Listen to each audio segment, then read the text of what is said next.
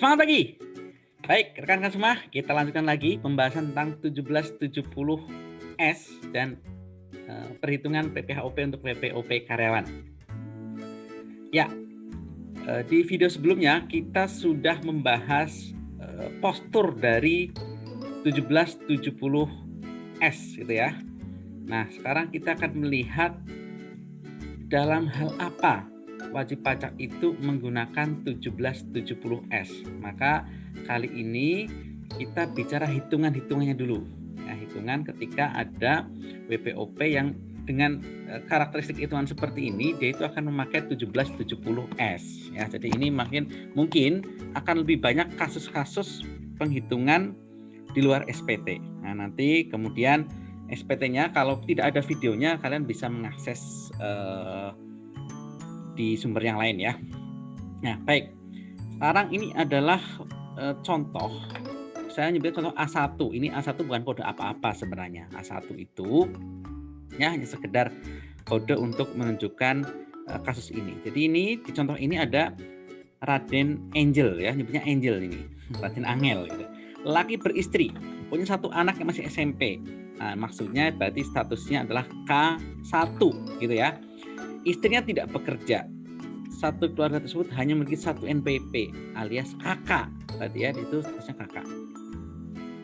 Raden Angel berfungsi sebagai PNS dan mendapatkan penghasilan pada tahun 2019 dari pekerjaannya dengan perincian sesuai dengan formulir 1721A2.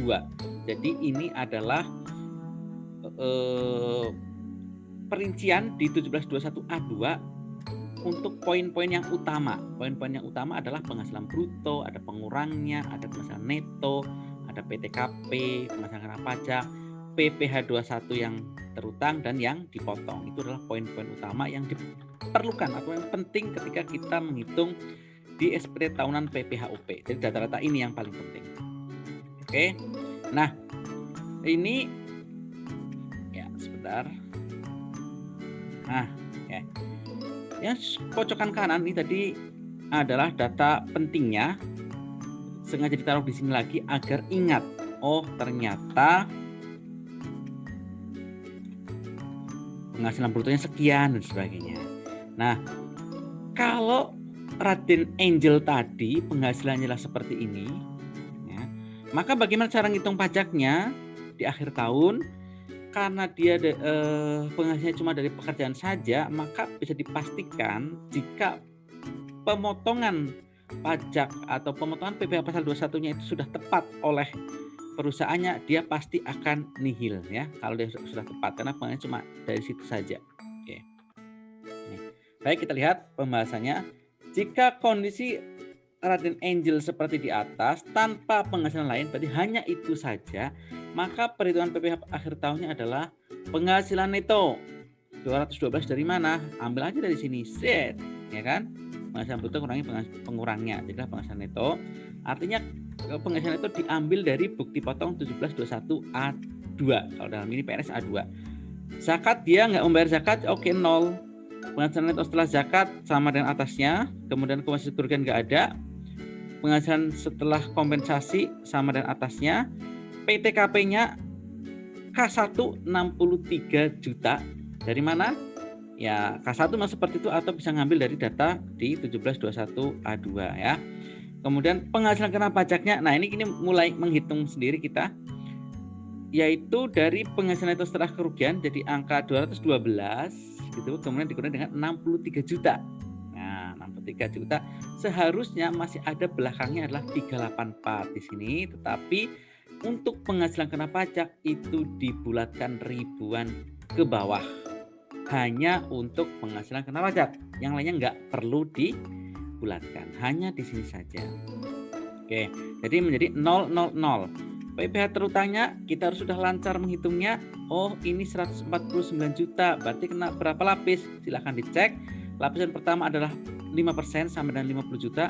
Lapisan kedua adalah di atas 50 juta sampai dengan 250 juta. Nah, berarti 159 di mana? Di lapisan kedua. Maka singkat cerita, PPh terutangnya adalah 117 juta sekian. Kalian cek sendiri lagi. Kemudian kredit pajaknya ada dua jenis, yang dipotong sendiri sama yang PPh pasal 25. Yang dipotong oleh pihak lain sama yang angsuran pasal 25. Nah, adanya di sini hanya yang dipotong oleh pihak lain, yaitu PPh pasal 21. Dari mana? Ini yang telah dipotong, 17.356. Oke. Maka 8 dan 9 kita lihat 8 dan 9 itu jumlahnya sama. Maka tidak ada PP yang harus dibayar sendiri. Dan wajib pajak OP ini karena karyawan dia tidak pernah membayar pasal 25, maka tidak ada pasal 25 yang telah dibayar, sehingga PPh kurang lebih bayarnya adalah nihil alias nol ya. Nah, ini adalah kasus untuk Raden Angel dengan kondisi hanya dari pekerjaan saja, tidak punya penghasilan lain ya. Yang digunakan 1770S karena penghasilan brutonya lebih dari 60 juta. Ini sudah 220 juta ini, 120 juta. Maka dia menggunakan 1770S. Cara ngisinya bagaimana? Ya tinggal masukin saja, dimasukkan. Nah, memang kalau ngisi SPT harus ada informasi yang lain, anaknya namanya siapa, istri nama siapa, NIK-nya, hartanya akhir tahun berapa, utangnya akhir tahun berapa. Nah, ini masih hitungan dulu ya. Baik, lanjut. Nah, A2.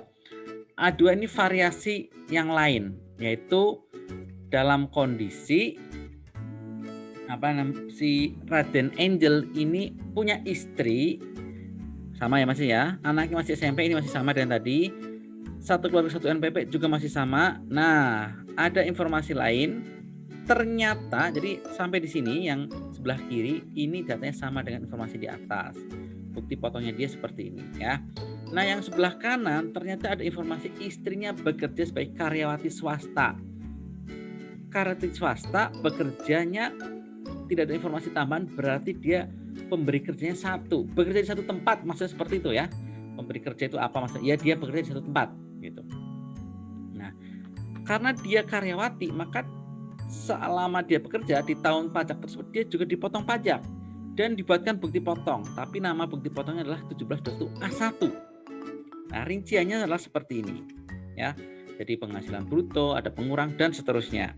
Nah, ini dia dipotong PPh pasal 21. Lalu bagaimana kalau ada suami istri yang punya informasi seperti ini? Nah, ini sebenarnya mengulang informasi yang di video-video sebelumnya. Kita akan berikan contoh lagi di sini. Ini adalah salah satu contoh suami istri. Sang suami adalah karyawan, istrinya karyawati yang memiliki pekerjaan dari memiliki penghasilan dari satu pemberi kerja. Maka karena pasangan ini sifatnya status kewajiban perpajakan kakak, satu keluarga satu NPP, maka penghasilan istri dari satu pemberi kerja itu menjadi bersifat final ya. Maka di slide ini ada informasi yang atas ini adalah 1721A2 dari suami, yaitu Raden Angel ya. Yang bawahnya itu istri, yaitu istrinya ya, otomatis namanya tidak diketahui, tapi ini final. Nah, ya ini slide ini menjadi penuh sekali, sebenarnya maksudnya untuk memberikan informasi biar angkanya masih ingat ya. Jadi Raden Angel itu yang atas, istrinya itu yang bawah ini. Nah, oke, kita lihat penjelasannya di sini. Penghasilan istri tidak digabung dengan suami. Kenapa? Karena final. Ya. PPh pasal 21 istri tidak dapat dikreditkan. Maksudnya pemotongan di sini yang 11.654.950 itu PPh pasal 21 yang dipotong terhadap istri tidak bisa menjadi kredit pajak. Yang bisa menjadi kredit pajak hanyalah pemotongan PPh pasal 21 atas penghasilan suami, yaitu yang sebesar 17.356.900. Begitu. Nah, mari kita lihat. Penghasilan neto sang suami berapa? Kok 212 dari mana? Itu berasal dari bruto suami dikurangi pengurangnya, maka menjadi 212. Oke. Nah, gitu. Zakat dia tidak membayar zakat. Otomatis penghasilan neto setelah zakat sebesar angka di atas, kompensasi kerugian nggak ada, maka penghasilan neto setelah kompensasi sama dengan angka di atas. PTKP-nya 63 ya, bisa diambil dari informasi BUK 1721A2-nya. Penghasilan kena pajaknya 149046 ini menjadi 000 karena dibulatkan ribuan ke bawah. Kemudian PPh terutangnya ini kenanya 2 lapis menjadi 17356. Yang dipotong pihak lain kredit pajaknya adalah cuma yang dari suami aja. Nah, 17356. Yang dari istri tidak bisa menjadi kredit pajak. Gitu, karena final. Gitu ya. Ini berarti ini menjadi nihil kan? Nihil. Kasus ini menjadi sama dengan kasus sebelumnya. Ketika sang suami tidak si istri itu tidak punya penghasilan. Kok kayak gitu? Ya, karena di kasus pertama itu penghasilan istri yang 0. Di kasus ini memang istri punya penghasilan tetapi final, sama-sama tidak digabung dengan suami. Gitu ya. Jadi seperti itu. Ini contoh kasus ketika si istri mendapatkan penghasilan dari satu pemberi kerja. Sama-sama pakai 1770 S. Nah, cuma di kasus ini berarti nanti ada data yang dimasukkan di SPT yang berupa penghasilan istri dari satu pemberi kerja di bagian final dan juga PPh finalnya berapa. Oke. PPh finalnya berarti maksudnya sudah lunas, tidak perlu dibayar lagi. Oke. Sekarang kita masuk ke contoh A3. Nah. Oke, maaf tercoret. Enggak apa-apa. Ya. Contoh A3 ini kondisinya berbeda lagi. Nah, yang sebelah kiri ini informasinya sama, artinya Raden Angel PNS, bukti potongnya adalah ini 1721A2.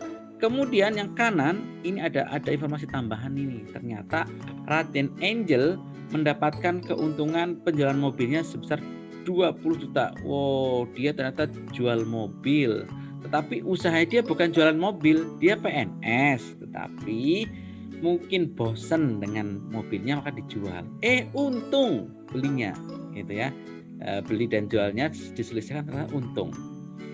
Kemudian istrinya karyawati swasta, perinciannya seperti ini. Jadi perbedaan kasus 3 A3 dibanding A2 itu hanyalah si suami punya penghasilan lain, yaitu penjualan mobil sebesar 20 juta.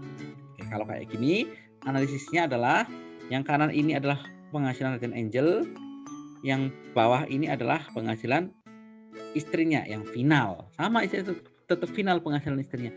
Nah, penghasilan itu perlu ditambah ini. Kenapa? Karena si suami punya penghasilan berupa keuntungan penjualan mobil sebesar 20 juta, maka ditambahkan dengan penghasilan neto suami. Gitu, bedanya di situ saja. Maka penghasilan netonya ini adalah penjumlahan dari penghasilan neto dari karyawannya, artinya ini 212 di sini ya, ditambah dengan 20 juta menjadi 232 juta. Itu aja bedanya. Yang lainnya sama ya. Oke. Jadi dalam kondisi ini karena penghasilan netonya lebih besar dibanding 2 kasus sebelumnya, maka PPh kurang bayarnya juga menjadi lebih besar sebesar 3 juta. Asal-usulnya dari mana? Kita lihat. Ternyata penghasilan kena pajaknya itu menjadi 169.046.000 dibandingkan kita lihat slide sebelumnya. Nah, dulu penghasilan kena pajak 149, sekarang menjadi 169 karena ada tambahan 20 juta. Oke, kemudian kredit pajaknya, outputnya masih ya sama dengan sebelumnya, yaitu berasal dari suaminya saja karena yang dari istri final. Maka PP yang harus dibayar sendiri 3 juta, pasal 25-nya 0, maka yang kurang bayar itu menjadi 3 juta. SPT-nya 1770 S. Ya, itu tuh variasi untuk contoh A3. Kita lanjut, contoh A4. Bagaimana yang 4? A4. Nah, yang A4 kita lihat ternyata istrinya ternyata dalam hal ini istrinya nggak bekerja, tetapi si Raden Angel itu punya pekerjaan di 2 tempat. Dia karyawan di 2 tempat. kali ini ternyata karena biar lebih masuk akal, contohnya dibuatlah dia bukan PNS tapi karyawan di PT A dan PT B. Nah, ini soalnya agak sedikit berbeda kasusnya, tapi angkanya sama, gitu ya.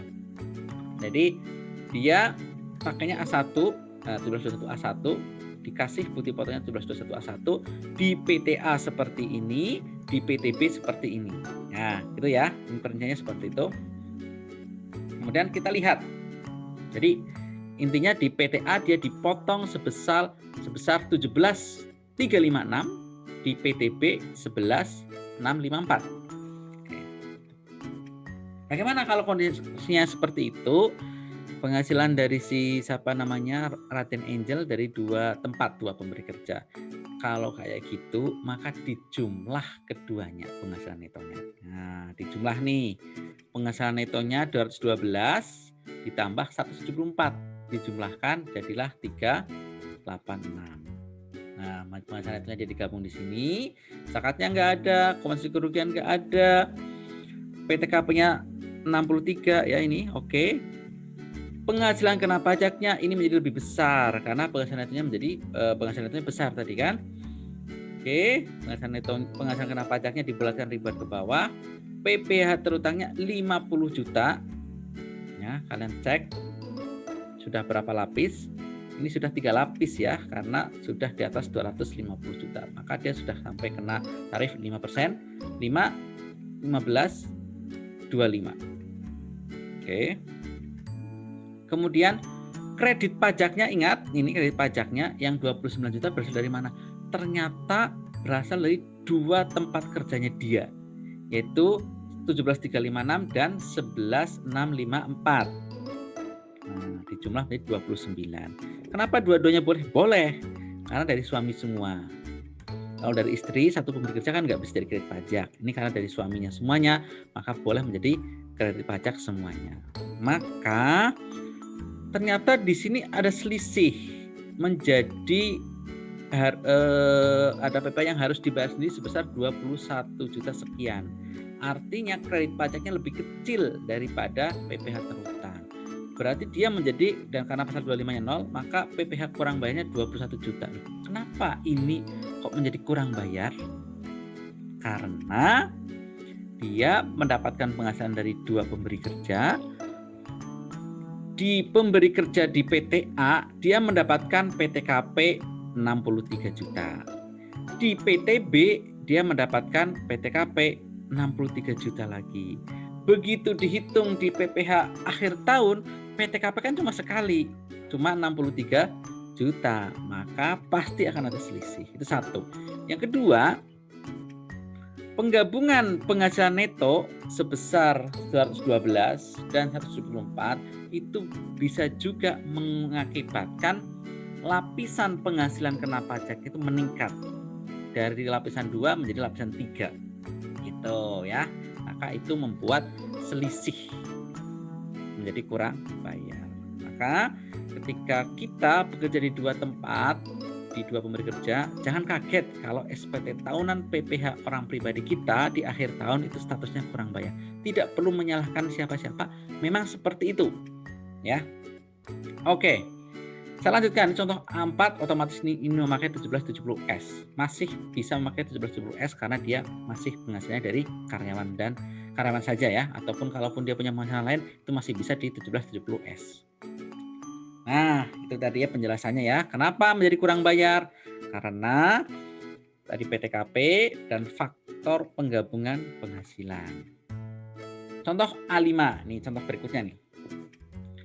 Nah, sekarang kembali ke Raden Angel atau Raden Angel, itu PNS. Sekarang menjadi PNS lagi ya. Oke, 1 keluarga 1 punya NPWP. Nah, ini berarti kakak. Kemudian penghasilannya seperti ini rinciannya, angkanya sama.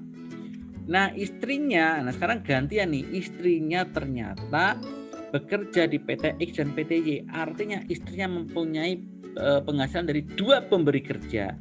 Kalau 2 pemberi kerja menjadi tidak final. Itu ya, itu yang harus dipahami. PT X dia dipotong seperti ini, PT Y seperti ini. Kita lihat dampaknya bagaimana untuk penghitungannya.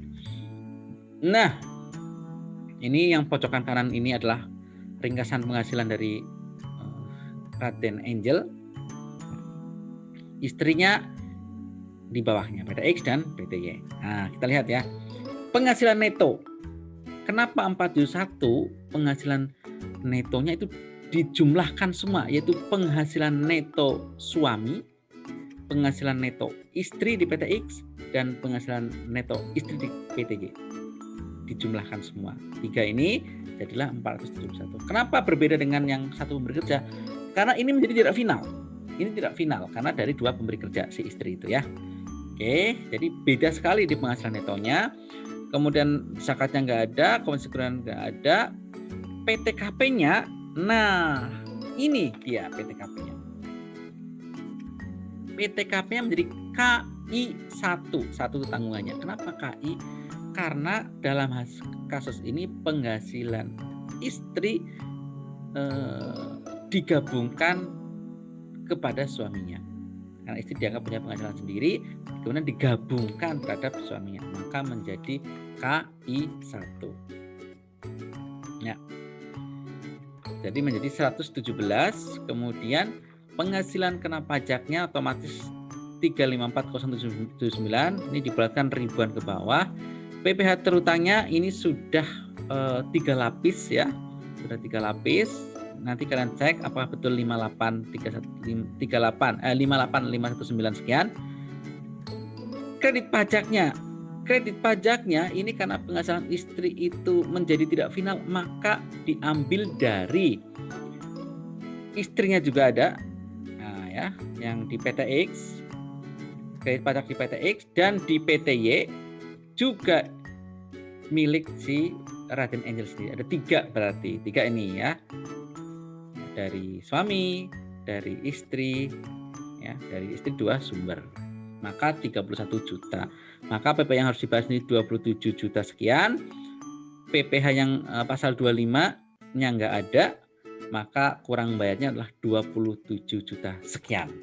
Itu contoh A5. A6. Nah, apa yang beda dengan A6? Kita lihat. A6 kasusnya Raden Angel beristri, punya 1 anak. Oke. Ini bayar zakat. Nah, Raden Angel bayar zakat ke Basnas 1,5 juta. Kemudian Raden Angel berposisi sebagai PNS, penghasilannya seperti ini di bawah.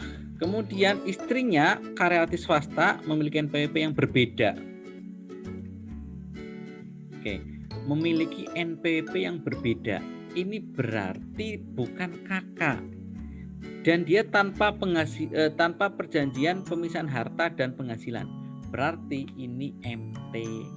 Oke, berarti keluarga ini MT. Nah, ini yang perlu kalian pahami. Tahun 2019 dia bayar zakat juga 1 juta di tempat yang sama dengan suaminya. Perincian penghasilan istrinya adalah seperti ini angkanya. Nah, angkanya sih sama, cuma ini latar belakang atau kondisinya berbeda, yaitu si istri memiliki NPWP yang berbeda, maka statusnya MT. Dan ini masing-masing bayar zakat. Kita lihat cara ngitungnya jadi bagaimana. Ini dia. Nah, lihat ya. Karena ini MT, maka penghasilan istri menjadi tidak final walaupun dari 1 pemberi kerja. Seperti itu. Yang atas ini ringkasan penghasilan neto si Angel, Raden Angel, ini yang bawah istrinya. Gitu. Cara ngitungnya menjadi seperti ini. MT ya, karena MT maka dipisah masing-masing Raden Angel berapa, istrinya berapa ya. Pertama, penghasilan neto Raden Angel sekian, istrinya sekian, totalnya sekian, 327 juta sekian. Zakatnya Raden Angel bayar 1,5, istri 1 juta, totalnya 2,5.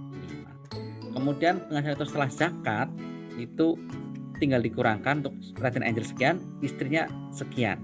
Ya, maka totalnya penghasilan neto setelah zakat menjadi 374 sekian juta. Oke.